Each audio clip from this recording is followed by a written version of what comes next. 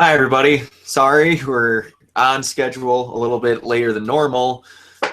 Deadpool kind of shifted our whole schedules here. We'll be back again at the normal time next week. So, Mike, let's get kicking. All right. The Flash took a field trip to Earth 2 in obviously the episode titled Welcome to Earth 2, where Barry, Wells, and Cisco journey to Earth 2 to rescue Wells' daughter, Jessie, from Zoom. Barry is stunned when he runs into Earth 2 Iris and Joe, but nothing prepares him for meeting Killer Frost and Deathstorm. Meanwhile, back on Earth 1, Jay has to take over the Flash's responsibilities when a metahuman named Geomancer attacks Central City. I'm going to let you start with the positives, but just my general impressions quick. This is the first Flash episode, honestly, in a long time that I had little to no problems with. I absolutely enjoyed this. Yeah. Oh, I agree. I liked it quite a bit. Positives, I actually got to see Deadshot again. I didn't think we were ever going to see that Floyd Lawton guy.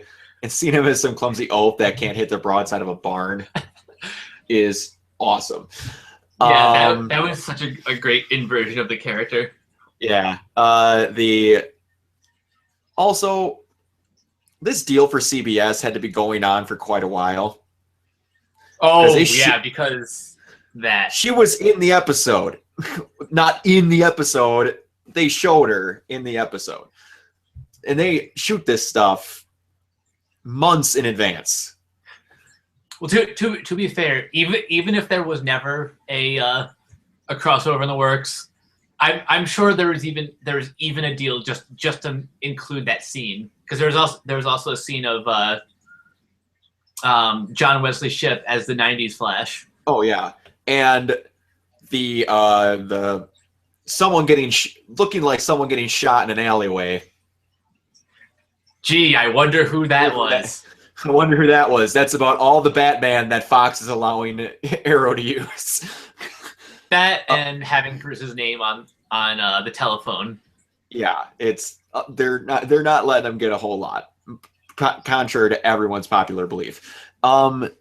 Man, somehow Killer Frost better make it back to Earth 1, because she was amazing.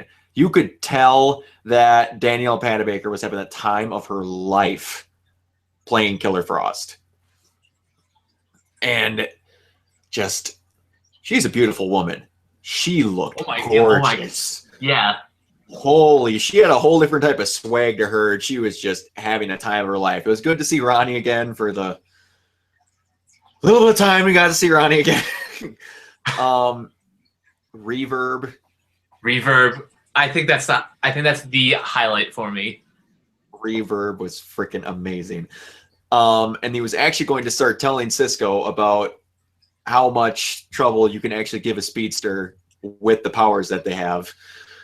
Yeah, the positives, just they actually made Earth 2 look a little different, and that made me happy. It wasn't just generic stuff. I won't go over all the positives. I will let you go over the rest of it. Okay, for those who have some sort of a musical background, and you're familiar with Jesse L. Martin's role in Rent, you know the man can sing, and he's sang like a boss. Oh yeah, I was so happy that we the showrunners got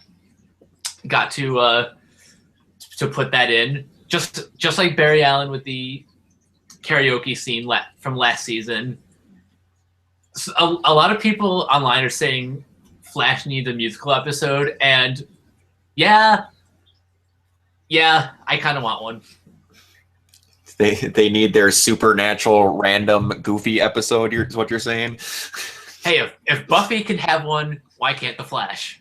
Oh, I'm not saying it can't. I'm just saying that's normally like this season on Supernatural, we're doing they get put in the TV set. But Yeah. That was a positive for sure. Velocity 7, they're getting closer to Velocity 9. Mm-hmm. Yeah, the smacking the helmet to create the reverberations to like blow back Geomancer. That was cool. Yeah. Remember when I told you earlier about how there's this one particular Easter egg that will make you happy? Yes. It's the one. Oh wait, guess which one it is first. Can you tell me what scene it was in? It's in the police station. It's in the police station. Was it the the Blackhawks or no? No, not that. Man, it's the gold like statue on the wall. A free and just society. Oh, yeah, the Justice Society. I gotcha. Yeah, that did make me pretty happy. There was so much random, just like their police captain in the random like the random facial hair getting arrested. There's so much crap in this episode. Barry from Earth 2 looking especially geeky, almost pitch perfect comparison to Peter Parker from the 60s. Yeah, somewhere on our alternate Earth, Grant Gustin got the role of Spider-Man. Oh yeah, and he like when Tobey Maguire was being older Peter Parker, Grant Gustin was being what Tom Holland is going to be. But yeah, I didn't expect it to be that much of a cliffhanger on the two-parter, but it was really good. There's not a whole lot of negatives that I have. I think if there is one negative I have, and it's no fault to any of the writers, just Geomancer, he kind of felt his presence just kind of felt forced. I get that just because Barry is out of Central City, that doesn't mean crime takes a vacation. And luckily, Jake Garrick just happens to still be around to save the day. But like, man, I would have loved to see Geomancer a little bit longer than we had him for. Well, I have a feeling we're still going to see him next week. Oh yeah, and also I share your sentiments but they need to have something going on while Barry's gone, and Geomancer would have been dealt with in about 20 seconds if Barry was there. Okay.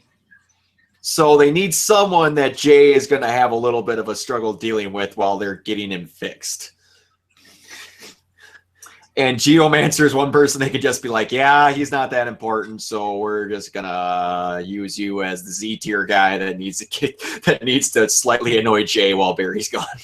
I love how an entire police force was gunning him down, and it didn't even faze him. Joe shoots like 2 or 3 bullets at him, and suddenly he runs scared.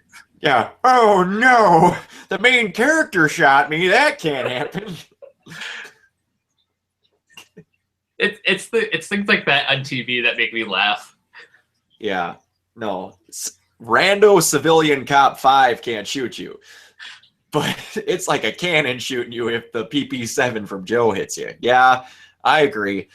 I want to say I know who the actor is that plays that guy. Did he used to be on Mad TV? Who? The guy who plays Geomancer, because he looks a lot. I did not look up the actor's name, but he looks a lot like a guy, and he kind of sounded like him. Okay, his name is Adam Stafford. Does that name sound familiar to you? I don't remember the guy's name. It's just with the glasses and like the I'll put up the guy who I'm thinking of who he is, and I will probably be wrong. But anyways, negatives. Ronnie and Reverb are gone. Yeah. Like, you could have just had them in Earth 2 and saved them for later. All the breaches are gone. Why'd you have to kill them? I understand why you had to kill them right away. To show that Zoom was pissed. And then you saved Killer Frost. Other two random mooks. Yeah. It's just, Ronnie can't catch a break. I'm glad he didn't kill Killer Frost. But if she dies in the next episode, I'm just like, what was the point of showing us these really great characters we're never going to see again? Part of me kind of hopes that Caitlin Snow as Killer Frost kind of becomes the Earth 2 Huntress of the Flash. That would be cool. I'd be okay with that. Because we need a character as cool and badass as Killer Frost without having to give up the original Caitlin Snow. Yeah, because everybody on Team Flash is pretty squeaky clean. There's not many people that are going to kind of put the barbs to somebody when they need to. Like, even Joe kind of won't do that, and he's about the only person set up to do that. Killer Frost would be a good one. Mm-hmm. But I kind of thought that's what they were going to do with Linda Park and Dr. Light. Oh, like have her stay longer than she ended up. I just thought that, like, oh, she disappeared and left, and her gear is still here. Why don't, on a random episode when we need a random plot device for you to be Dr. Light, you be Dr. Light. But yeah, that's all I got for negatives. That was a really good episode. And who do you think the dude in the Iron Mask is? That is a good question. I want to say it's I think I know who it is, and if it is who I think it is, then I know who Zoom is. You know what? Who do you think it is? Henry Allen from Earth 1. That would explain why we haven't seen him in a long time. And it would explain why the guy has a mask on when Jesse doesn't. Why would he care if Barry saw who he was? Wait, then what are you saying about Zoom? I'm saying Zoom is Earth 2 Henry Allen. Oh. Okay, before we move on to Arrow, there's another thing that neither one of us have talked about. Barry's phone call with his Earth 2 mother. Mom? Yeah. The feels. Yeah. Were felt. The feels were definitely felt. They were good feels. And go on. The best part of it is that not once did it feel forced at all. It felt completely earned, especially after everything that's happened over the past year. Yep. And dealing with that phone call, it says mom and dad, then down, and it says dad. So, why would he have a second dad if Henry Allen was still married to mom and around mom all the time? That's suspicious. I'm just saying, Earth 2 Henry Allen's looking a lot more like Zoom than he did before this episode. And we've been saying that since what? Fall, like October or November. Ever since he randomly just like gave up on living in Central City for no reason in like episode 2 or 1, I think. I think it was 1. Yeah, he only shows up once to help Barry start running again. And then he doesn't even show up for Christmas. And all he had to do was look like Henry Allen. Who would be the one person that would really know what Henry Allen knows and want Barry to be running fast again? Yeah, that's a good point. I'm just saying, I think I got her nailed. But that's just me. Moving on. There is a possibility that Zoom could also be Jay Garrick from the future. Think about this for a minute. What reason did Jay Garrick give for not wanting to use the Velocity 6? Because it made him sick from trying to use it before when Zoom stole his speed. But Zoom never stole his speed. Remember? Yeah, he did. They showed him doing it.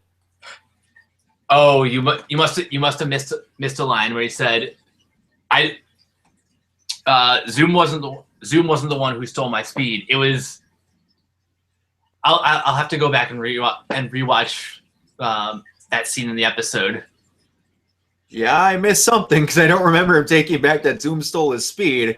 Because I swear I've heard Zoom say he stole his speed. I'll have to rewatch it again, but I'm pretty sure there was a retcon in there. Because they thought they said that he was sick, not because Zoom stole his speed, but because he tried to use Velocity 9 to get his speed back. Well, something like that. We're not up to Velocity 9 yet. I mean, Velocity whatever it was. But all right. Anyways, moving on to Arrow. For every single one for Flash is like 2 seconds long, and every single one for Arrow is like a freaking college paper. Oliver, sins of the father. Oliver refuses Nessa's offer. Instead, he attempts to convince Malcolm to relinquish control of the League to Nessa. In exchange for the cure, Malcolm claims Nessa is lying and refuses to go along. While Nessa agrees, but proclaims that if Malcolm backs out, then everyone will be considered an end. That's not worded right. Oliver convinces Nessa to provide a sample to prove that Merlin that she's not lying.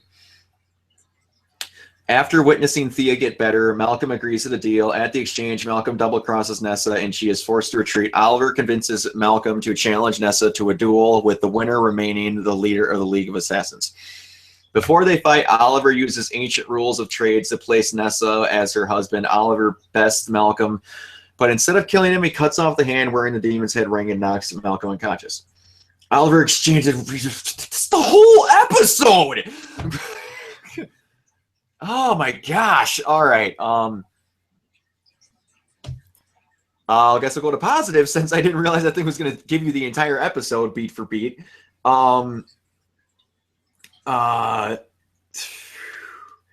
Malcolm knowing literally everything and never failing to know everything, even about Oliver's son, was good. More on that later. The fact that they're dealing with all this stuff, and this once again that this stuff isn't taking until 2 seasons from now to deal with getting Thea better. I appreciate that quite a bit. It's the one time we always have a good probably 6 times a season where we have you're going to make an incredibly stupid decision, and here's the reason why you're an idiot, and here's the really good alternative to why you're an idiot, and you shouldn't do this so you're not an idiot. That finally worked with someone. Yep. And it worked with Nessa this episode. When she just torched the ring and disbanded the League of Assassins.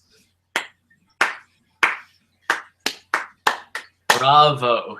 Or brava in this case. Brava. Someone's not a moron, finally. Also, by the way, I'm going to point out that they have in no way, shape, or form shown us that Katana made it through that fight. Yeah, well, she does have a movie coming up. I know. I'm just saying she got Suicide Squatted. But yeah, what other positives do you got, Mike? The title. I like how in this episode everything was about a father and a daughter. That was like the three main story threads between Felicity and her dad, Nyssa, and the shadow of Ra's al Ghul, and Malcolm and Thea. And I like how this episode did a great job at both closing story doors and opening new ones. Like disbanding the League, that's a great conclusion to Nyssa's story. But the Calculator going to prison. First of all, no offense to anyone who thinks that this is actually the last time that we're going to see the Calculator, you're an idiot. We're going to see more of him. Another positive of characters not being idiots, Felicity just called the police and had him be arrested. Again. She wasn't like, he's my... Yes, again, round of applause. She was just like, but he's my dad. But John! Anyways, keep going.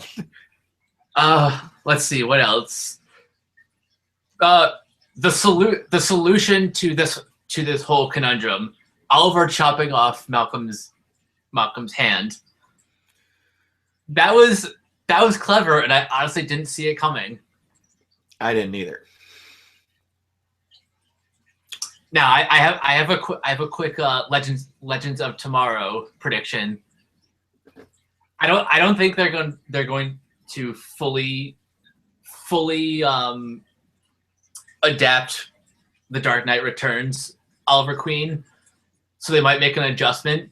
Do you think Malcolm Merlyn is the one who chops off Ollie's arm as revenge?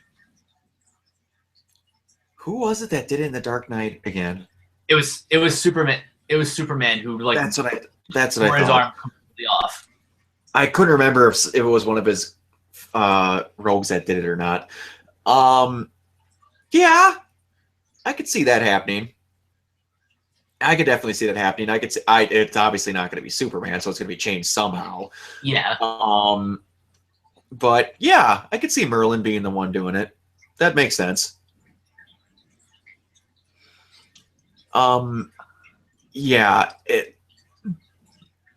That also the fact that they're able to showcase how much of a douchebag the Calculator is while still maintaining that Felicity is too smart to not fall for his crap. Like, she found the radiosonic emitter thing right away. That was good. And a lot of the talks that Malcolm and Oliver had this episode were great. Oh yeah. This is probably the best performances I've seen from Stephen Amell and John Barrowman. Yeah, the fact that they got so close to becoming, like, getting along. They were so close. That was completely intentional. Yeah, and then that all went down the crapper. But yeah, I did not see his chopping his hand off. That was clever. I did not think at the end of that episode that they were going to talk about William. I thought they still have not done anything with the ashes of Oh, a Vandal Savage. A Vandal Savage. I have a prediction about that. Go on. What if that gets addressed in episode 6 of Legends of Tomorrow? Is there a specific title for episode 6? Star City 2046.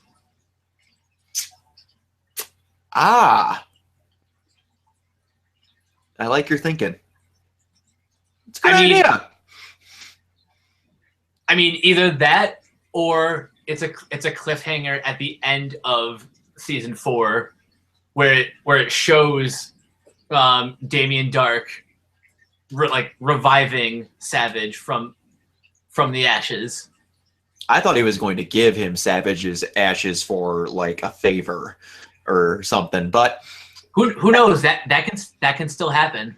It can still happen, but that's what I thought was going to happen in that scene. I didn't think he was going to go that hardcore douchebag again to be like, oh, by the way, murder his son because he saved my daughter. Good old season 1, Malcolm is back. Yep. For better or worse. For better or worse. But, all right. Do you have any other positives you want to go over? The flashbacks. We don't spend enough time talking about the flashbacks. Well, lately there haven't been a whole lot going on in them other than that one last week. This one was, oh, by the way, they need to do a better that's for a different segment of the show. They got the little work done, the extra key, but like they had maybe a total 3-minute flashback in this one, and normally it's like half the episode. I feel like we're getting another flashback centric episode soon. It's usually right around this time of the year that we get one of those, and yeah, for sure. We're about due for one. Yeah, for sure. But yeah, it was the you're the bad person. I have rock. You give to a bad guy. I don't know why she's that hardcore Russian all of a sudden. She sounded kind of, but that's pretty much all that happened. I can't kill you because you're important. You give rock to... There's no other real things that happened other than he needs that rock for something that helped those people find the sub in season 2. So, do you have any other positives? That's really all I got. We kind of covered everything. All right. Remember how I told you I didn't have a whole lot wrong with the Flash episode? All right, let's get cracking. I've got some negatives to talk about in this episode. I understand all of Team Team Arrow's on the roof. Why did you bring a wheelchair-bound Felicity to the rooftop battle?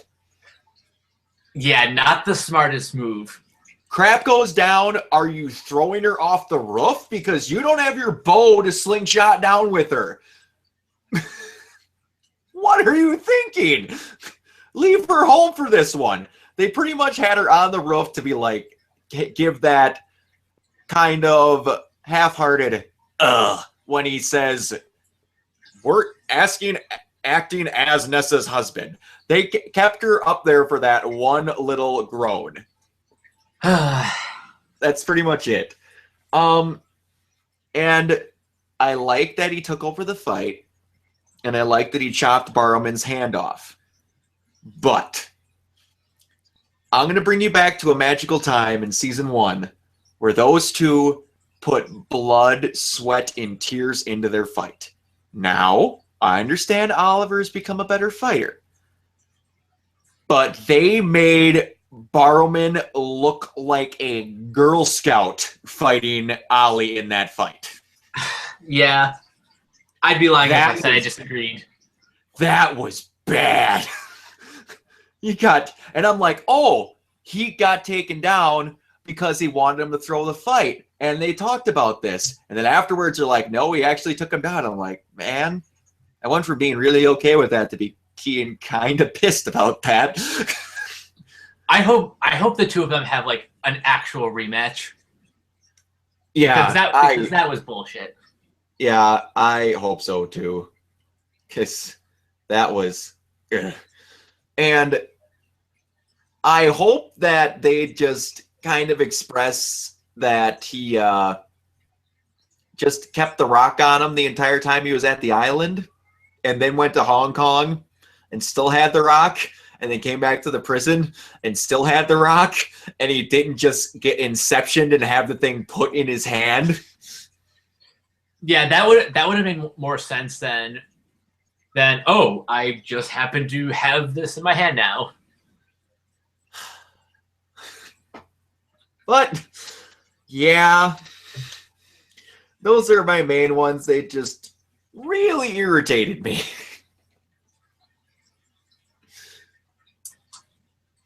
Well, yeah, there was a couple of those nitpicks that I had too. Seriously, they built up in the trailers for this that Ollie and Malcolm were gonna have their big rematch, and it was only like 2 seconds. Yep. Well, hopefully we get to see an actual rematch soon. Yeah. It'll happen, and it'll be twice as awesome because it'll be, hopefully, if Merlin is really keeping up in the fight, he's doing it with one less hand. Yeah, so it will be more. It will probably be more exciting to see that happen. Yep. All right. Anything else you want to go over for Arrow? I think we got all the ground covered. All right. Do you have the synopsis for Legends? Tomorrow? I'm getting that right now. Okay, so this is episode 4, titled White Knights. And it has Stephanie Corneliuson guest starring as Valentina Vostok. When Vandal Savage retreats behind the Iron Curtain in the early 1980s, a string of nuclear scientists begin to mysteriously disappear. The team follows Vandal's trail straight into the heart of the Soviet Union in an attempt to find his next target. Ray tries to bond with the beautiful Soviet scientist Valentina Vostok in the hopes of finding out Vandal's next move. When Valentina rejects him, it's Snart to the rescue. Stein pushes Jax to be better, which frustrates him and ultimately threatens the Firestorm Matrix. And Rip asks Sarah to train Kendra. There's a lot going on in this episode, and I gotta say right off the bat, for an episode that doesn't have a lot of action, there were some phenomenal character moments. I think the highlight for me is where Victor Garber just completely chews out Jax, telling him basically, you need to grow up. Mm-hmm. And this is why I love the CW, because even though they rotate all the young pretty actors, they'll have at least one veteran. Like on The Flash, there's Jesse L. Martin. On Legends, we have Victor Garber, and he is slowly becoming my favorite character of that team, because he's the oldest, he's the most experienced, and he's like their teacher. Also Rip Hunter being kind of the captain of everything. This is fine. I think this is finally his best episode where the show actually gives him more of a purpose. He actually did something. Yeah. because he's done next to nothing in all the other episodes other than go, well, that went badly, so come back to the ship. Nope, he's actually involved in stuff. Yeah. Also, they referenced Vanishing Point, which those who are familiar with Rip Hunter and his little team and his team of misfits in the comics, Vanishing Point is a great little Easter egg. Also, I didn't expect to see a romantic comedy in this episode with Snart and Vostok. That was Snart is, man, they hit it out of the park when they got Wentworth Miller to play Snart. Oh hell yeah! I love his running gag too. But you didn't take the wallet. You didn't take the wallet, did you? We're trying to save the world here. Yep, and I'm trying to get rich, no matter how little. And yeah, the Snart,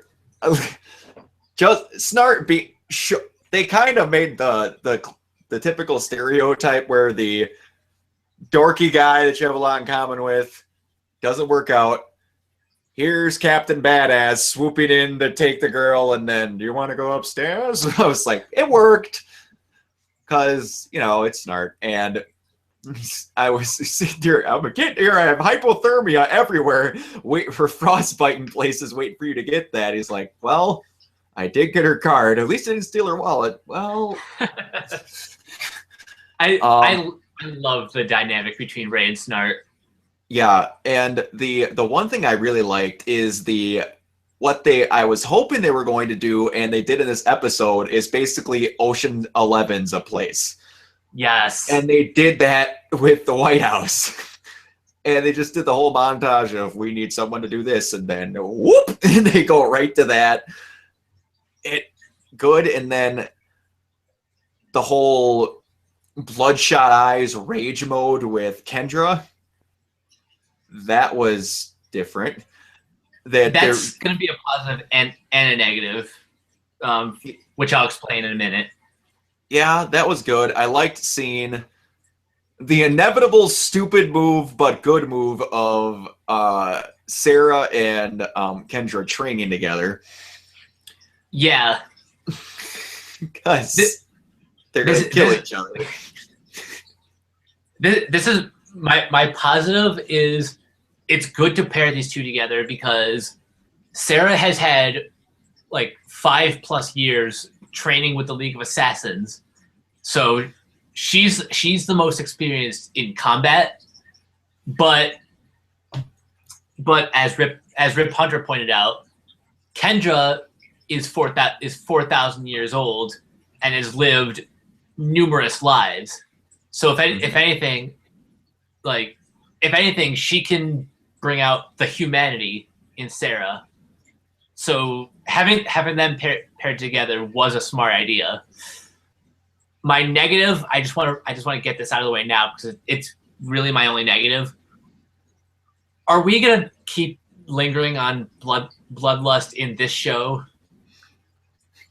Because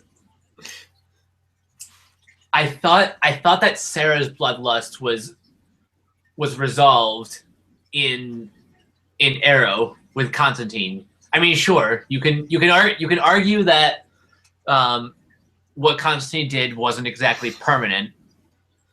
Well, and also I don't think that to me what Constantine did was stopped Sarah from being a zombie because of how long she'd been dead for. Right. And the bloodlust is there whether you're there just because it's the pit. And they just had that extra circumstance with Sarah because she'd been dead for so long. Right, and the longer you've been dead, the worse you'll end up as you first leave the pit. Yeah, part of me has been thinking since you mentioned that that's happening in episode 6. I thought that was going to be one of the last episodes of the season. I don't know if like they magically run into Oliver and he's like, Sarah, I haven't seen you in forever. And then they see that Thea's completely fine and doesn't have bloodlust anymore. He's like, oh yeah, we've got Magic Mojo number 9 over here that can cure your bloodlust. I really hope that's not a thing that happens.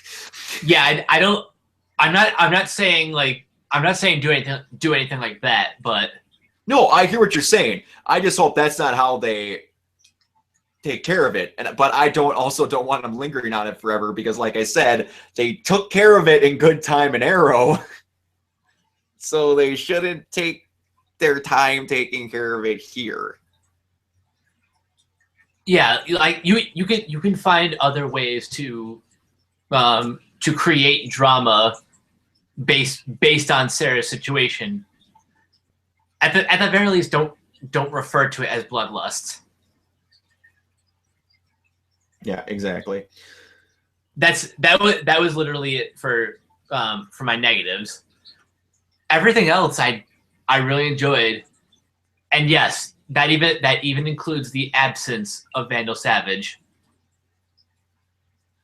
Yeah, honestly, it's good that we get a break from him for a little bit until perhaps tomorrow, next week when he may or may not show up in at the prison.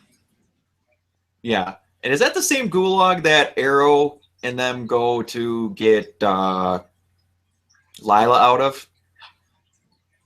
I don't know if it's the same one, but maybe it's the same. Maybe it's the same set, but not. I'm just wondering if they're referring that as the impenetrable gulag that was the same impenetrable gulag that they had to get Diggle into and then get Diggle out of. But if it was, that's a pretty clever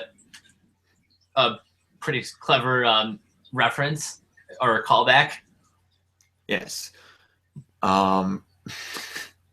Also, man, we're gonna say this every time one of them happens. But whenever a movie reference gets made, and Heatwave talking about going Rocky 4 on that Russian. There's a couple movie references. What do they say in the first few minutes of the ship? It's like in the first couple minutes. Oh, I forget. I want to say Rip Hunter makes it. I want to say Rip or no, it was Ray. It was Ray who I think it was Ray who made the reference, and then Snart calls it out. Yeah. Can't remember what the reference was, but yeah, that I'm gonna remember that. I'm gonna go Rocky 4 on you. Oh yeah. The one thing I'm waiting for them to use, and they haven't yet in Legends, is with Snart. The very last episode that he was in The Flash, he said that this gun, if taken away from me or not heat sink to the handle or whatever, I can overload the core or whatever and kill everyone in here. He had a gun put to his throat, the gun taken away from him, and I'm just waiting. Like, you're going to reference that ever again? Or is it because you don't want to die? Like, what's going on? I'm just kind of waiting for when they're finally going to use that. They might soon. I can't see that going unmentioned again. Yeah. But that's just me. Let's see. I did like that Stein was after chewing out Jax was willing to try and take that thing on his own. The reactor. That scene of him grabbing the reactor was pretty awesome looking with the CGI and everything. Yeah, and the fact that you had to try and have Jax talking sense into Stein to not do something stupid for once, that was great. What else were there? I think we got most of the positives out of the way. There's only one real negative I had. They're driving a ship from the future. The missiles are coming at them, so they cut the engines. I understand. But then after the missiles hit them, they really can't just have Gideon turn the engines right back on? This isn't like they just cut the one cable in the World War II aircraft carrier and it's going down. Like, what? We're going to crash land. I'm like, you really can't just have Gideon turn the engines back on? You're like, oh, he's going to say it. Someone's going to tell him, just turn the engines back on. Nope, everyone's strapping in. Why are you guys crashing? What is going on here? This is too much plot device. I don't like this. Yeah, it's conveniences like that I can understand. I can understand how they can get a little irritating. Yeah. Although it also makes me curious, what can and what can't Gideon do? It depends on what the plot wants her to do, Michael. Fair enough. Go ahead, talk to that guy. Maybe it'll further the plot. Folks, go see Deadpool. Go see it. I saw it for the third time today. Go see Deadpool. Give it all your money. Give it all of your money. Do you have any predictions for Legends of Tomorrow? Not yet, but that's because I've got some news stories. Okay, go ahead. All right. Scrolling down the Arrowverse.com. There's a lot of things to cover. First of all, Arrow Season 4, Episode 18 is titled, What Happens at 12? Clock King? Well, no, it's called, the episode is called 11:59. So, Clock King? Could be. Okay. Or that could be when, what is it called again? Genesis? The big underground cornfield, whatever they're working on, the big secret. Is it called Genesis? Genesis or something. It could be the countdown to Genesis, but anyways, go on. Let's see. Obviously because we're on Google Plus, I can't play the trailer, but there's a sizzle reel that came out for The Flash, and it showed us a sneak peek of like the next couple episodes, including one of my favorite lines, and an exchange between Lila and Diggle. He's fast, John. Get over it. He said, "John, get over it." Oh yeah, because he always freaks out whenever he runs at him. Oh, I love how that has not gone away. Yeah, no, I don't think they're ever gonna let that down. No, it's awesome.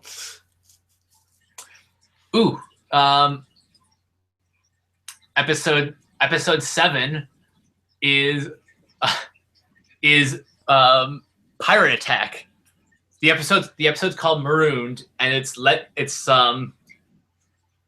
the team versus pirates. Here's a quick synopsis. After receiving a distress call from another time ship stranded in space, Rip decides to answer the call in order to use the other ship's computer to track Savage. The team is suspicious and warns him this could be a trap, but he moves forward with his plan. Ultimately, the team was right, and they have to battle time pirates. With most of the team captured, it is up to Professor Stein to rescue them all. This is the reason why I watched this show. The term time pirates.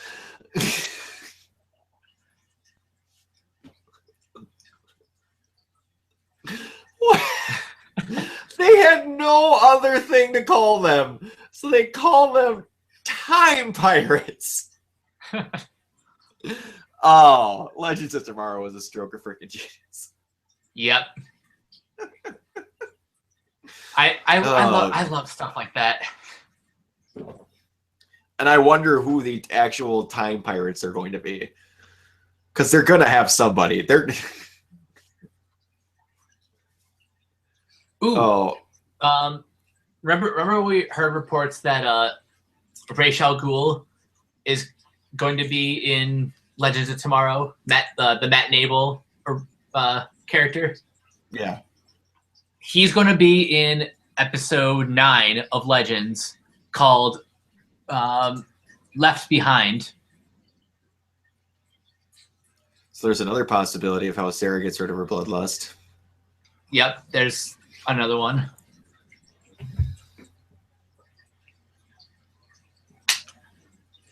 Anything else?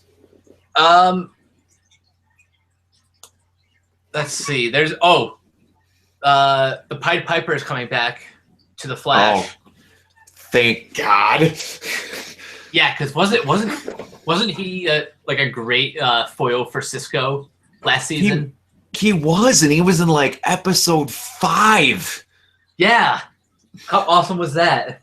Yeah, he's been gone for like forever. And he knows who everyone is. To my knowledge, I thought he knew who Barry was. Did he know who Barry was? That's a good question. Maybe he did, maybe he didn't. We'll definitely find out once we see him again on the show. Yeah, but that could have turned out to be a really bad translation on TV, but that turned out good. Yeah.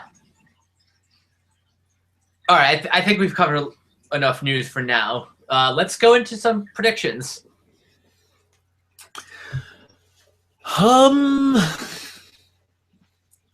still think that part of me is still thinking that Calculator kills Curtis. I will stay there for now because we made the epic prediction last week.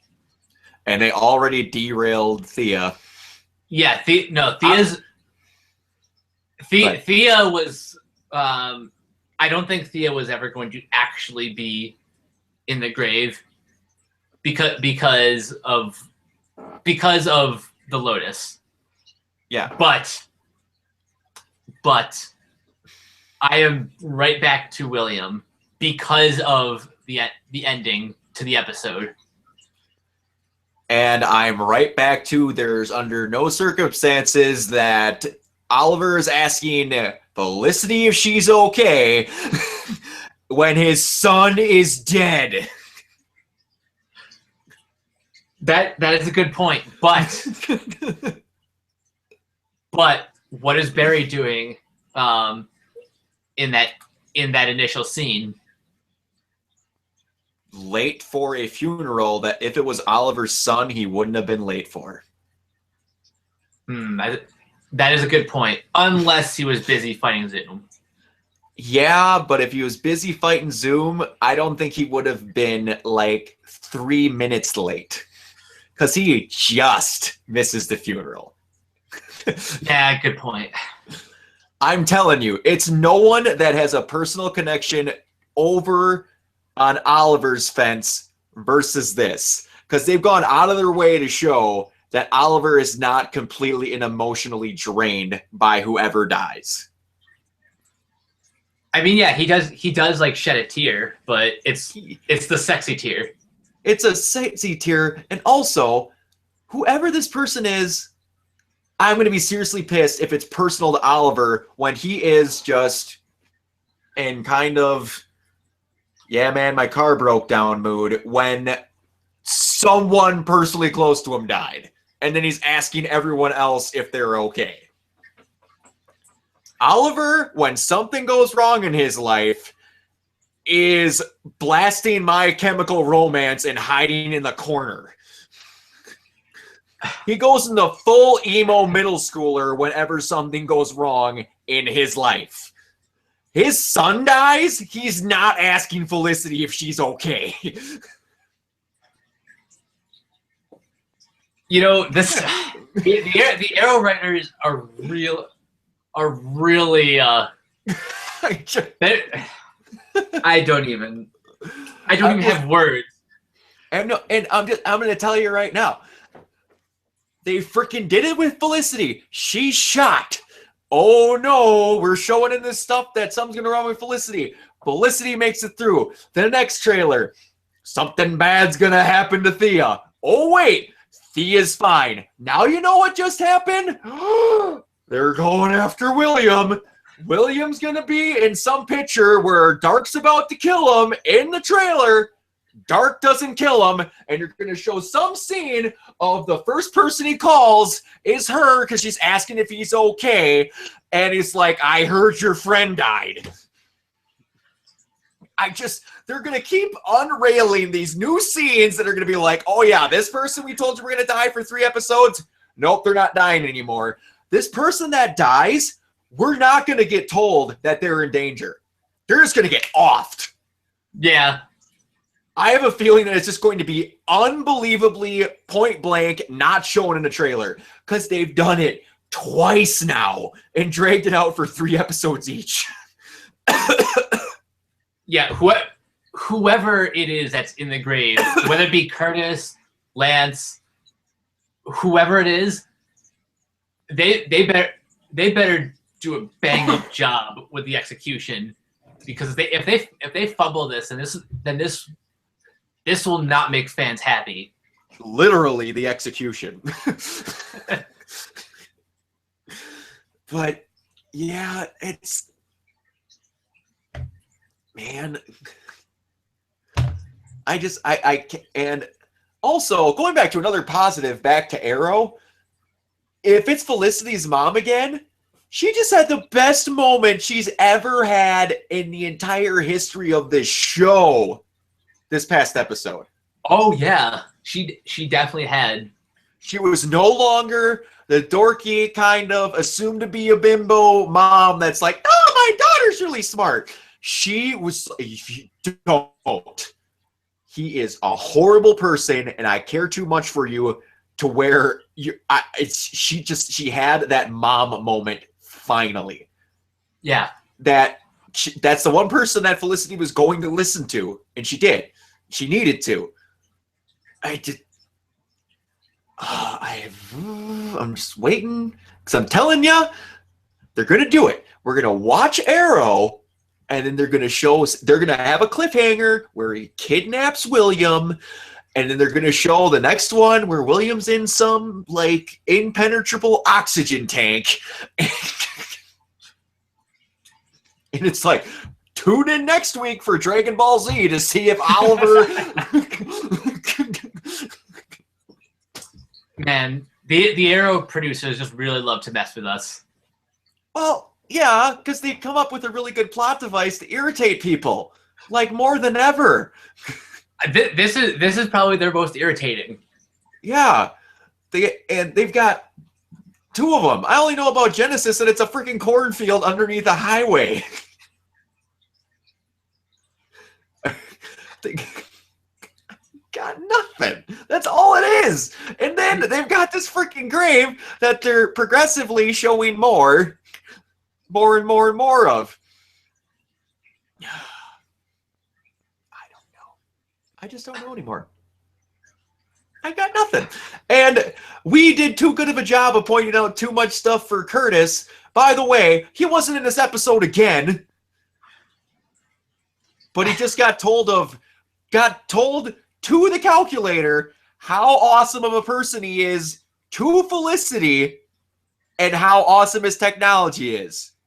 Okay, that right there, that is support. That is support. But who does it make it on numero uno on calculator's list to get back at Felicity when, like you said, that's not the last time we're going to see the calculator? Curtis is going to die. Oh, wait. That reminds me of another prediction. I'm not sure who I told this to, but I want to see at some point the three big bads, Dark, Merlin, and the Calculator, teaming up at some point in the season finale. Would that be a little too much for this season? I think all three of them, yeah. Merlin and Calculator, no. I don't see Dark teaming with anyone. But maybe using maybe, but I don't see him sitting at the villain pub from Hishi, like having drinks like, well, my minions, we're going to do this. He's more of like a committee member villain than a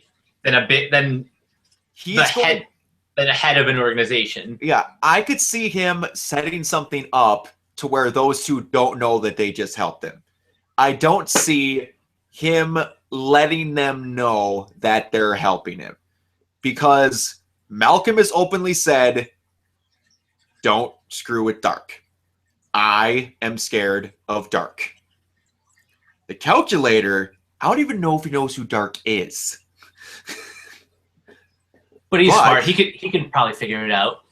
He's smart. He can figure it out, but I don't know how often he's like, man, I wonder who that blonde guy is I saw that one time. I don't know what interactions he's had, like how long he's been in Central City for before that episode. Central City, Star City.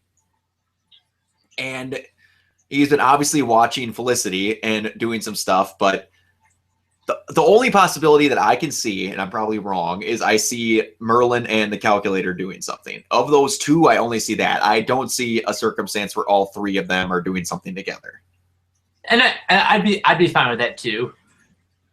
It's just that to me, it's not that I don't see them like three big bads teaming. I just don't see Dark's a character of who he is doing something with those two. Yeah, he seems like a villain. He seems like a villain who's too compartmentalizing. But now, was it 2 episodes ago was the last time we saw Anarchy? 2 or 3, I think. Because that could be your third wheel right there. That's a pretty good third wheel. Because he likes to cause anarchy. The Calculator was just going to blow up a city because he was blow up pipe mains in a city and shut down the stuff because he was bored. And Merlin wants to torture Oliver. All three of them could get a really mutual goal done in the same night. Yeah. Now that I could see happening pretty easy. Because they introduced Anarchy getting royally Molotov to see him do one thing and then move. And also, the last time that we saw him, he was going after Dark. So he could be like an anti-hero. Well, no. Well, maybe. And the really on the ladder of anti-hero. But like say that would be a great episode where you don't see Oliver or the team very much at all, and you see Barrowman and maybe just Anarchy trying to screw over Dark. Ooh. Just one episode of just them. You know what? Just in general, not counting that one Suicide Squad episode, I would love to see one episode of Arrow from the perspective of a villain. And yeah, I am kind of thinking of an episode of The Walking Dead where it was just focused on the governor. It would be good. I would not be against that at all. And I think that would be a good idea for them because it's like you said, that one episode with the Suicide Squad, they had all of the flashbacks be with Deadshot. That was a really good episode. And they could have it would be really cool to see flashbacks with the calculator. Yes. That would be great. Yeah, that's good possibilities. But I'm not a writer, unfortunately. And yeah. Anything else that you want to talk about? Well, we talked a lot of Arrow predictions. Got any predictions for Flash or Legends of Tomorrow? Well, I'm hoping that Killer Frost makes it to Earth 1. That's not a prediction. But I'm predicting. What episode is next week? Next week is Escape from Earth 2. No, like what number? Oh, that's 14. 14. And the one right after that is King Shark. I was going to say I had a prediction that next week we get to see who is behind that iron mask and that it would be Henry Allen, but that might be a little early in the season because they still got like 22 episodes normally, so that'd be like 6 more episodes. Yeah, it's 22 or 23. Maybe. Or you see that in an after credit stinger that like he takes the helmet off after Barry gets out of Earth 2 and it's Henry Allen. Yeah, that would be a cool little teaser. Okay, there's my prediction. He takes that mask off after Barry's gone so that Henry can breathe. I'm going to be completely wrong about that. Legends.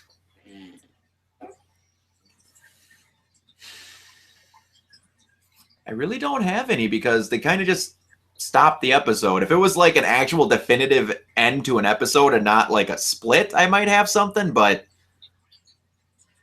I've got nothing.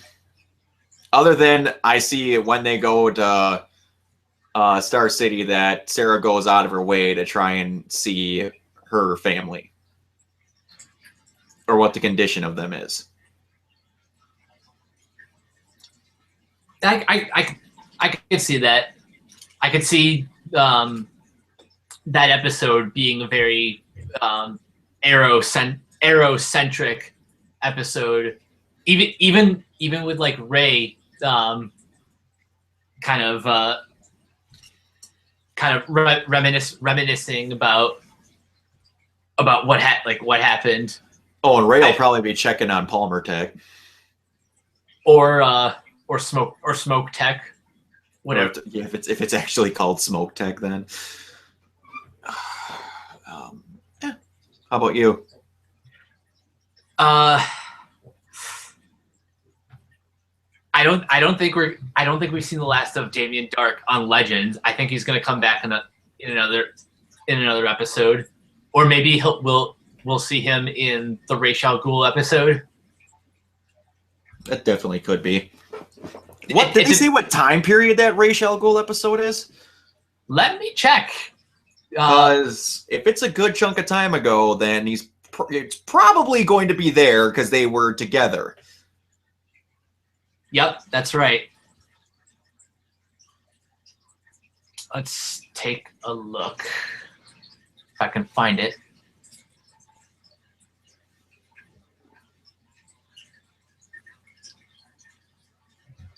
Where did you go? I miss you so. Seems like it's been forever. Sorry.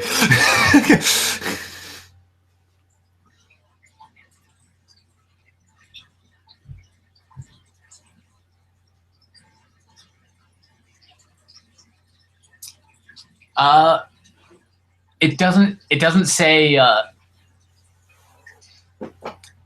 it doesn't say what the it doesn't say what the time period is. Got ya. That's probably when he's going to show back up, though. Probably.